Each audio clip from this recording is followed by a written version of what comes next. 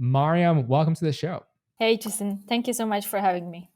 Yes, thank you for taking the time. And Softr, as I was saying before we started, we actually use this at Vitalize, this platform to build our portfolio, like support platform essentially at Vitalize, which has been a great tool. I know Vic and our team loves it. I remember we did a demo for this at the VC Platform Global Summit, Global Conference, and people were loving Softr. So I'm very excited to chat all about it. But for people who aren't familiar with Softr, what is this company doing? Yeah, so Softr is a no-code platform that lets anyone build custom apps using your data. At the moment, it's using Airtable as a backend, and we are growing into becoming a platform that's using any type of backend data source and lets you build all of the visual platform internal tools and client portals, customer portals, and many other types of apps without code. I love it. It's so easy. It's so easy. And I want to know how this got started in the first place, Mario. Yeah. Well, so we, both of us as founders, me and Arthur, have been software engineers ourselves for more than a decade each. And we have been building software products, like have kept repeating over and over all of the things we have been building. We kept building same things like authentication, payments, etc. And, also entire companies are having big entire teams to just build some of these portions. And also at like last portion of our careers, we have been mostly leading engineering and product teams and have been hiring engineers extensively. And of course, we have seen the shortage of talent firsthand. So it just didn't make sense to us. And we were like, okay, why on one hand there is, not everyone is going to become an engineer. Well, there's so much interest, etc. But everyone just doesn't become a doctor. Everyone is not going to become an engineer, right? And there is all of this need within organizations to build all these different types of tools, but the engineering cannot scale up to that. And then on the other hand, there is this shortage and really this small group of people who only them can do that. Why not have a platform where all of these repetitive things, especially, are given as building blocks? They are just there for you. You can just assemble them together like a Lego, and you get your app up and running real quick. And yeah, that's how we got started. We kind of started with a very basic MVP version, which was just a website builder. We really wanted to test out this building block concept, which was kind of like a Lego. Imagine in software, you would be given membership is just one block, and then payments is another block. All of this you just assemble together and get an app up and running. So we started with a very, very basic version without having really any dynamic database connection, and just wanted to test out if this is something people even love, even like, even will use.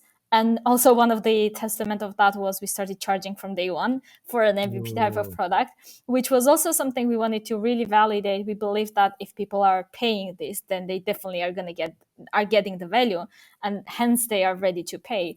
And even the price at the time was a bit even higher compared to other website builders at the time. But there were lots of people there. We saw some people starting to pay, so there was something there, and then we kind of kept evolving from there. Okay, there's a lot I want to unpack with that. First off, the thing you just mentioned with price, you said it was higher than other website builders. Why did you want to make it higher to start with? How'd you get to that decision?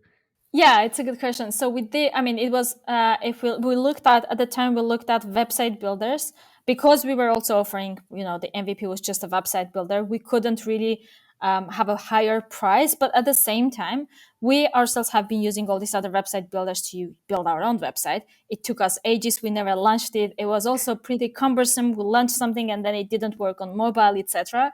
So the goal with us building this platform was we want to give something to the people that within 30 minutes they have something up and running. It's working fine, responsive on every other platform. I don't have to spend a lot of time on crafting it.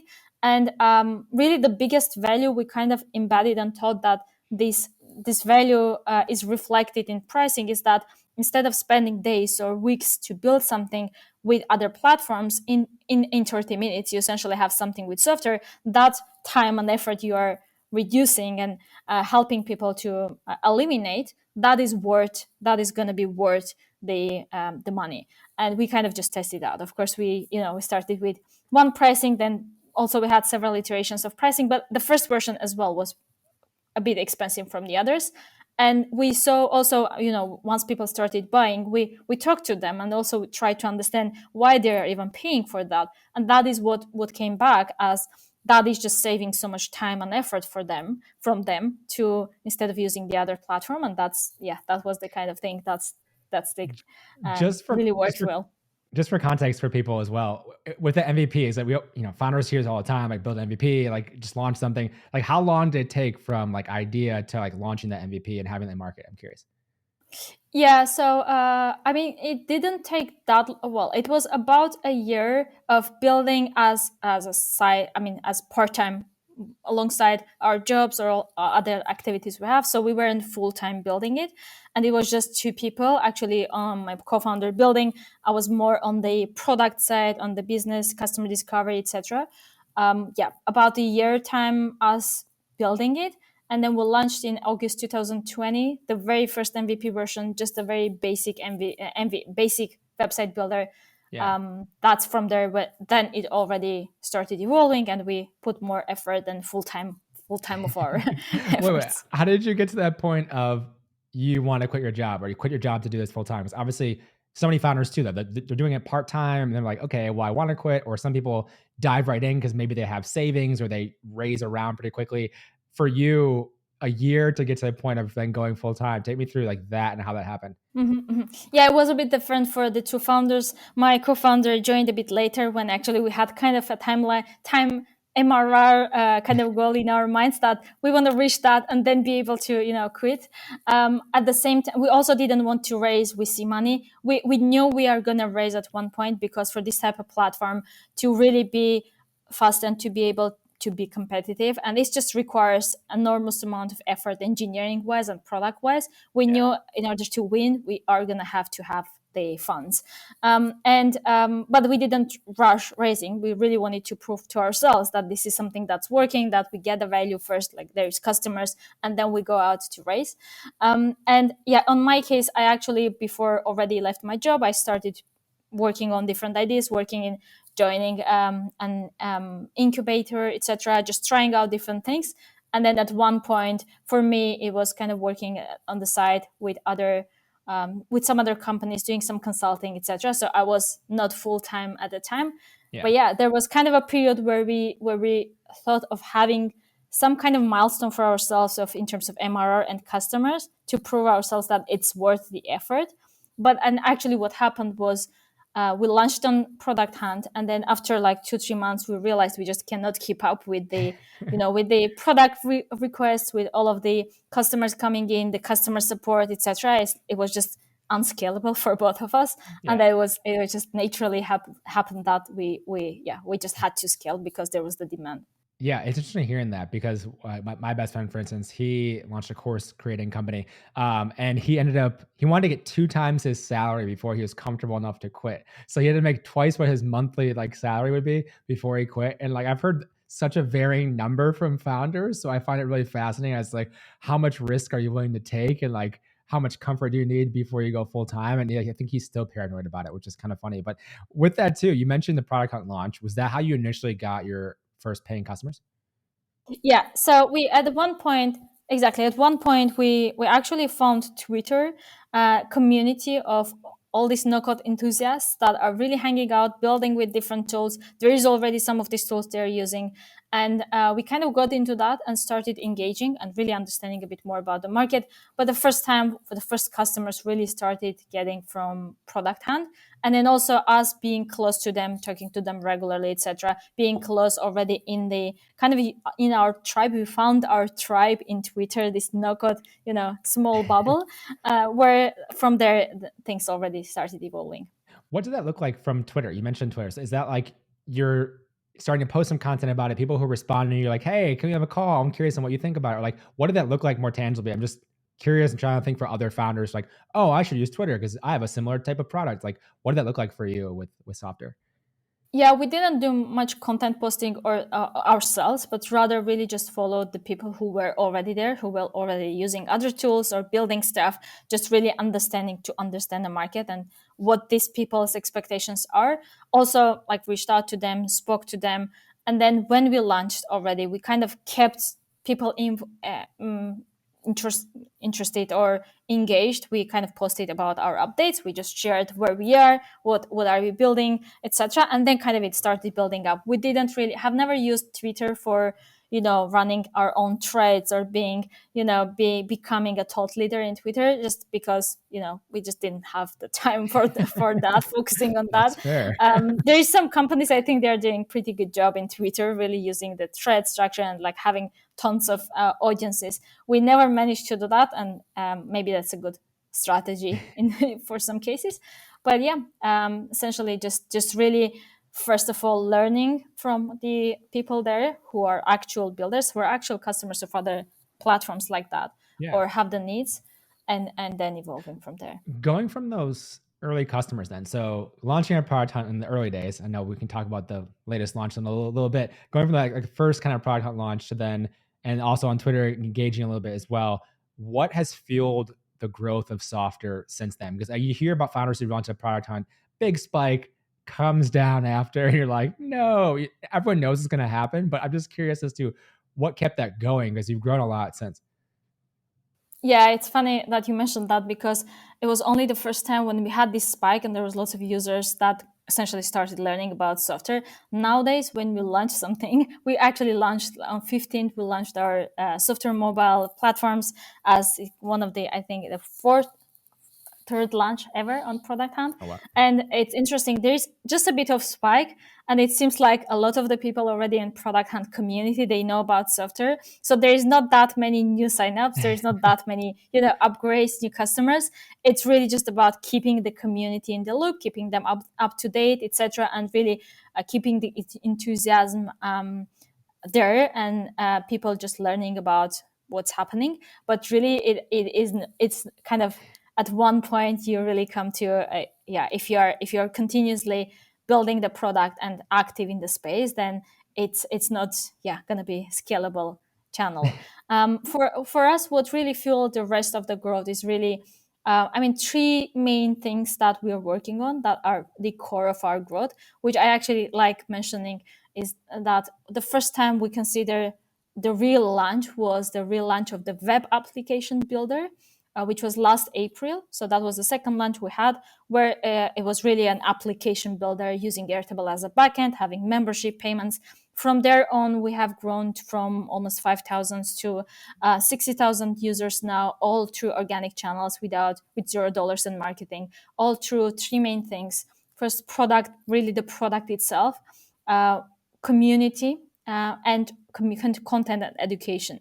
So product, referring to really just listening to customers, building what the right thing is with them, understanding their needs, and then also having some growth loops in the product. Like one thing that is also working really well for us is the Made with Software badge. So every application that's built with Software, especially if it's on the free plan, and we give out also very generous custom domain on the free plan. Like there's lots of people who are still building their apps, they have their custom domains, their custom applications, but they don't want to pay. That's completely fine, and that's just really helping us with the word of mouth and people sharing what they have built, and that is also acting as a growth loop that's really fueling the growth.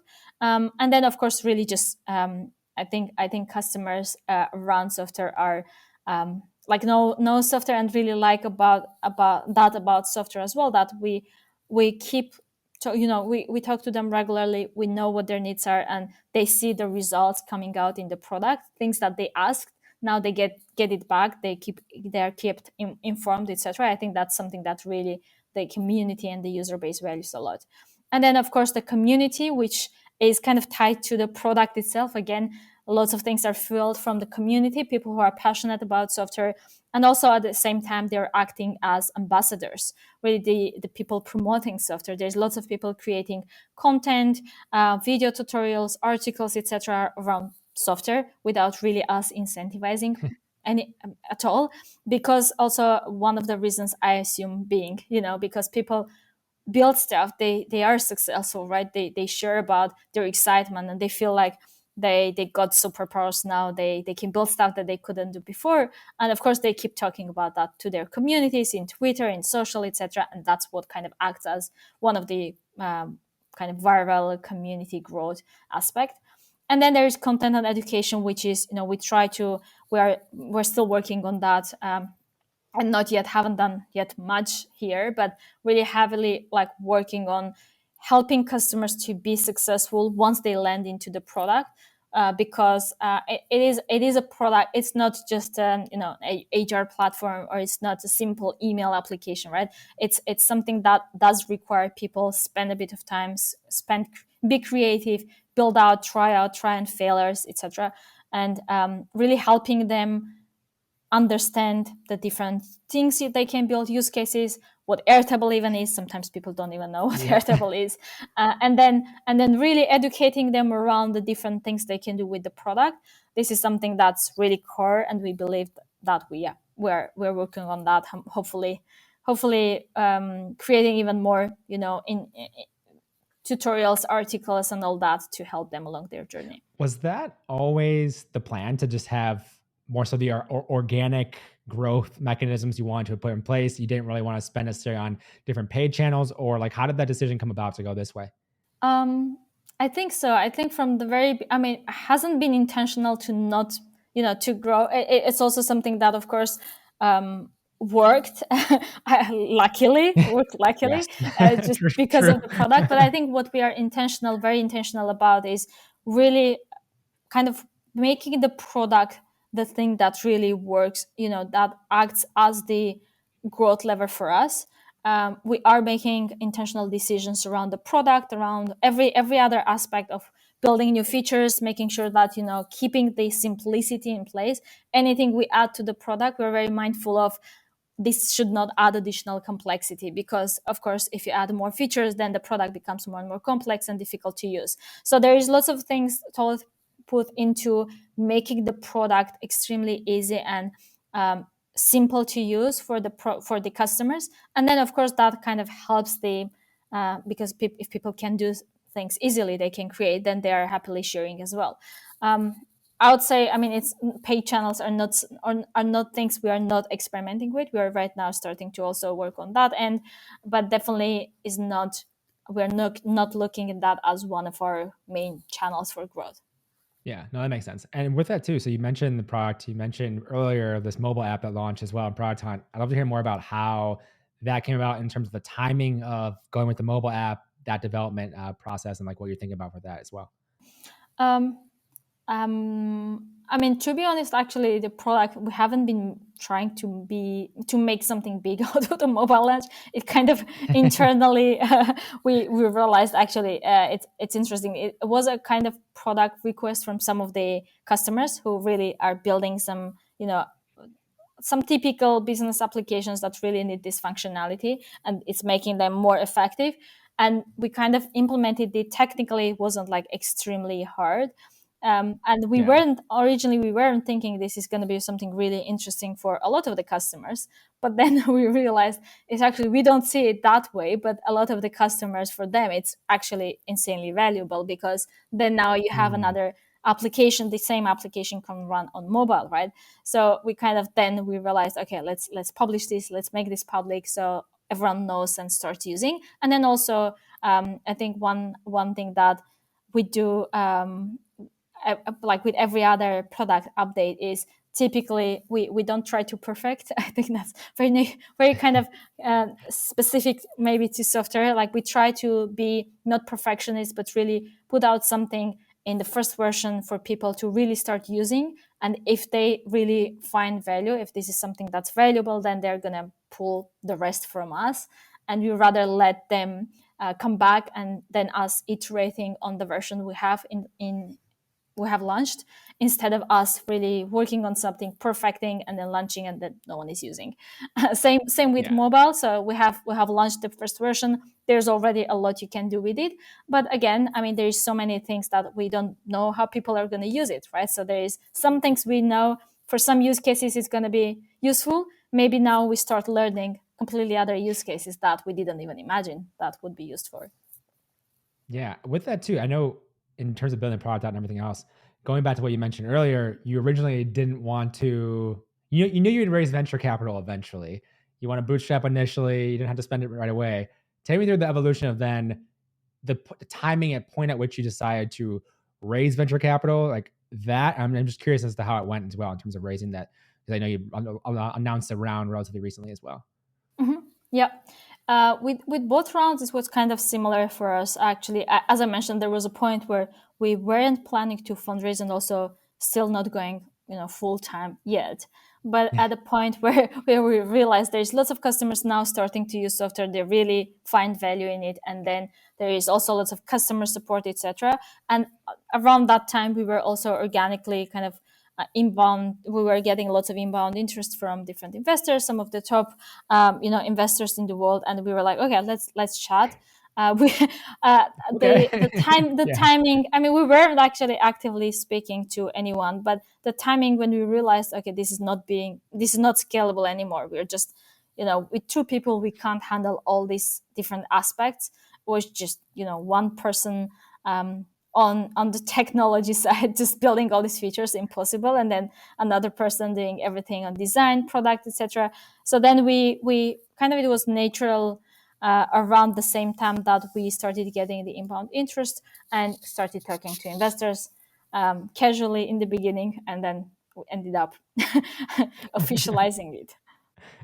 With that too, did you know, like you say, you get some inbound interest from investors, but especially if you have growth and you have leverage as a founder, especially now, you can choose who you want as angels. If you want certain angels involved that are helpful, who you want as VCs. Just take me through how you and your team were thinking about like the fundraising side of this, like who strategically you wanted, who you ended up going with. I'm just curious about that too for other founders. Might be helpful. Yeah, absolutely. For both times, we have been very careful also, and very mindful of who do we want to have alongside us building the company, because they are, they are becoming part of your extended team, all of Yeah. the investors.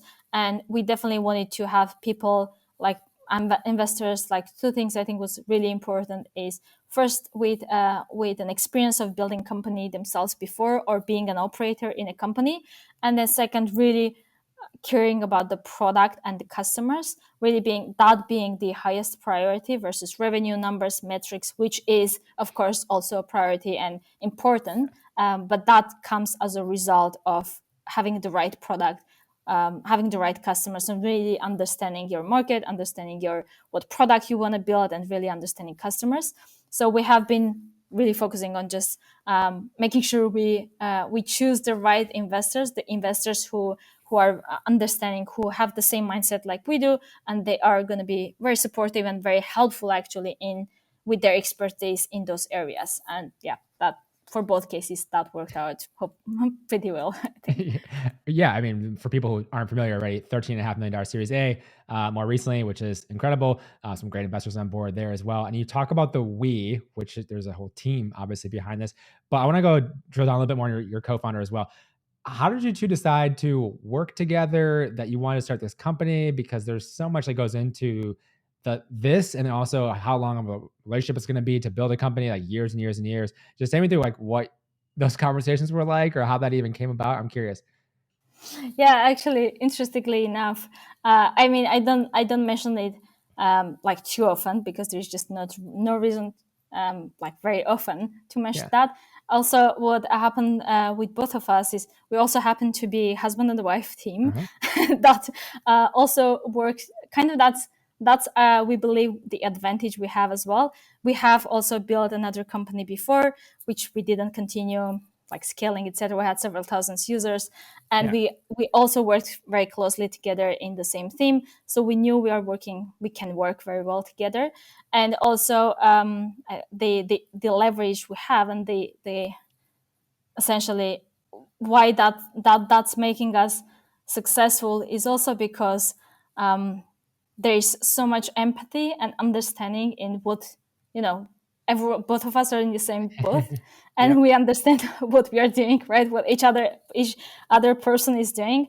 I can't imagine, it's a difficult life if you're one of the family members, like in this case, Yep. is working on a startup and then the other one isn't. I think that's really where one thing that I really like joking about is sometimes, this might raise some um, interesting questions from investors and Of course. concerns. And the funny thing is, if you're even if you're working with someone else, you have to there is this entire like problems that you might have around the team, etc. In our case, we have more than 10 years of conflict management resolution experience, and that's really that's sounds funny, but it's really what's setting us kind of up for success, because we have already been, we have stormed as a team, we have formed as a team, and that's just helping us.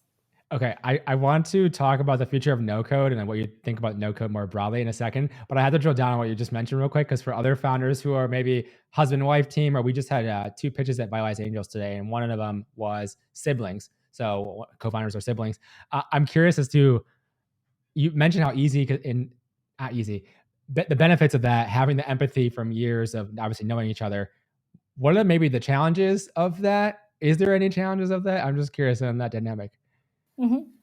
Yeah, I think one of the challenges is, I mean, as long as there is a clear separation in your responsibilities, especially Yeah. us, both of us being technical product background. But what works really well for us is we have very clear responsibility split, and there is just a bit of overlap on the product side. But other than that, everyone is responsible for their own areas. I think that always in every team, that clarification and that responsibility area is important. So independent of their house, wife and husband, Yeah. or not. And then the other challenge, I guess, is that generally being able to be mindful of your, family life, personal life, and your work life. While my belief is, in today's world, remote work and everything, there is like I'm not I don't think we are the type of person that 9 to 5 job and then you're completely off, it's etc., especially for founders Yeah. lives. Yeah.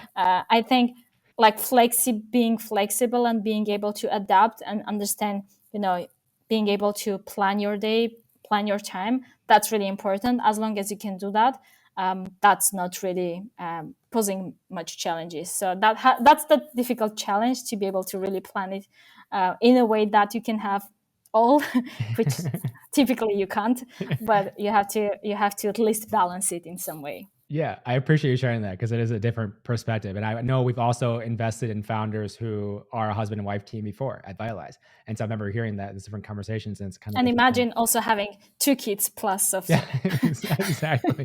Whole on family. top of everything. Yeah, put them to work in the company. Jeez. With this too, I know I want to talk about no code. This is like the no code, one of the no code companies. And you mentioned when you started, wasn't as hot back even a few years ago in terms of no code and stuff. Now, what do you see in the industry today? Like the landscape of this kind of no code industry, as an accelerator? Is it like a rising tide lifts all boats type of thing, where the industry as a whole has grown, so you've also grown? I'm just curious on your thoughts on kind of no code industry too. Yeah, I think no code really is just really starting. Actually, the term, the wording is just becoming familiar to people now. I think there is people even just searching what no code is. Right before, probably there was no one heard of it. There is I do believe it's still really early stages of no code and this entire movement, just because it's it still the all of the platforms are still very early. The companies, there's tons of companies now coming up. The good thing about this is that the platforms and the products are becoming increasingly easy to use, and then that competition just helps the companies to become better at what they're doing. And then there is more and more people really understanding the benefits. At one point, it was just a hype, right? I think last year or so, that was considered just a hype. And sometimes I also met investors who just didn't believe there's such tools, or you can build applications without code. But nowadays, I think people are starting to realize really and see the benefits of using no code in their organizations, for their business or for their personal lives, and how that can help them leverage and become entrepreneurs, become the owners of their lives, or in businesses become completely independent of engineering and do the things that matter for their specific work and really be independent. I think that's kind of the phase we are in, and it's still very early for even the companies. Like we are early, and many other companies are still in the early stages. And we are going to see probably a lot more growth, lots more awareness in the next phases, and also a lot more education and content, which is something that's still missing. And I think generally speaking, my belief is that it's just the future, just because it's a natural evolution of software development, right? Before there was all the low-level programming tools, then APIs, microservices, all that. The next really phase of evolution is naturally abstracting it even one level above, then that it's becoming accessible to even more people to not have to code but then build stuff.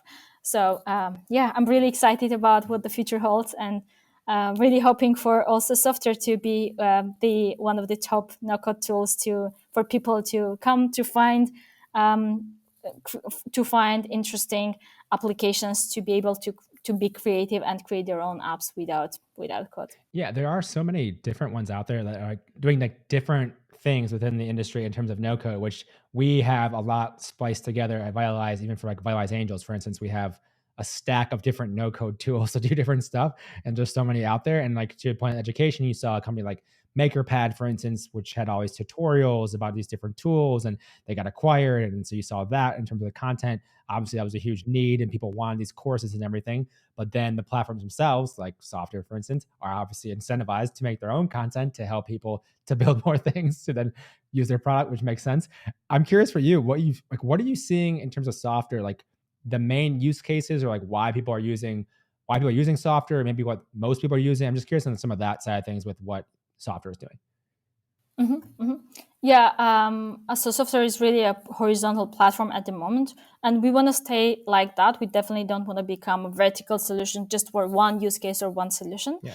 But and our customers are ranging from entrepreneurs, some of the creators building their own businesses, and then some of the Fortune 500 companies using Software for internal tooling and client customer portals. As a company, again, we don't want to limit the platform usage, Yeah. but our core use cases and also the types of customers that are really getting the biggest value out of Software are the business customers, building especially internal tools and client customer portals to be able to make their work effective and more digital with their external parties, external third-party companies. So that's where our focus is as a company, and really like in terms of growing, in terms of like our company growth, in terms of revenue especially, but really we are empowering and really want to make the platform extremely open to everyone. Like, I mean, a good example that I really love referring to is Notion, Airtable Yeah. itself, right? Where essentially it just empowers anyone really using Software build their own stuff. Because especially what's interesting is a lot of the times we see people starting with their personal use cases, starting building something for their own, just experimenting, etc. And then they really understand the power and they what it can do also within their business, and then they transition to those use cases. So I think that's really vital to have that as a beginning, and especially right now when everyone is just getting into no code and learning what it It is. is so true. I think of all of the little like personal and side project stuff I work on where those tools become something we use as a company. And it's just like the natural progression, even from like a Notion, for instance. You're like, oh, I need this for this like trip to plan. And this is kind of cool for organizing my notes or writing. And then it's like, we should use this for Vitalize Angels for everything we do. And it's like, we do that now. It's kind of a crazy transition from this. I think it's interesting once people start to play with these tools more and more, they'll see those use cases for companies, which is going to save them so much in development costs and everything else, that they realize they don't have to even like have the engineers on staff for that particular thing. And I actually think back to so a long time ago, back in right after the Social Network movie came out. I learned like some code with my best friend, like basic like HTML, CSS stuff, to start building our own website. And like the triumph of building a website back then was like, oh my gosh, we built a website. Like it's so easy now. It's so easy with so many different tools like Software, for instance, to build a site where like now it's way beyond just building a website. It's like, what functionality do you want? What can you actually build it to have it do? What kind of functionality with like Zapier connecting to something else and like doing crazy stuff. And it's interesting to see where this industry is going and what companies like Software will kind of continue to evolve with and do over time. And I know we're almost out of time here, so I'm just curious, where is the best place for people to learn more about Software and also connect with you if they'd like to as well? Yeah, the best place is Twitter, LinkedIn, either to me directly or Softr is also in both places. And also, if you're really keen to learn about the platform, about our community, join our Slack community. We have an open community where mostly it's our users, it's our product users, but also if curious, just join and see what's happening, and then also start just try out the platform. It's free. It's also giving you even a custom domain on the free version, so you can build an app, launch it to the public, and yeah, excited to see what people will build with Software. Perfect. I'll make sure McCall, our wonderful producer, shout out McCall, links it all up in the show notes as well when this episode goes live. So we'll have links to all of that so people can find it easier. But Mariam, thank you so much for taking the time to come on the show today. You too. Thank you, Justin. It was great to be here.